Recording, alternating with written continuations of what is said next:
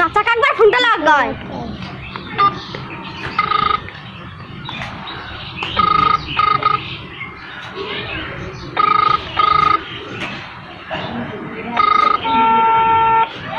আসসালামু আলাইকুম চাচা। ওয়ালাইকুম আসসালাম। কেমন আছো? হ্যাঁ ভালো আছি, তুমি কেমন আছো? ভালো আছি। হ্যাঁ ভালো আছো না?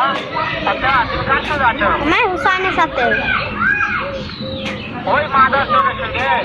ওই মাদার চোর তো এতই হারামজাদা, ওই শুয়োরের বাচ্চা, ওই তো লটির বাচ্চা, ওই সাহায্যের বেটা লাগিল দিচ্ছে, এতই লাগিল দিচ্ছে। ওই চাচা হারামজাদের আমি সামনে পাইলে একটা এমন একটা চটকানি মারবো, সারা মাদার চোর।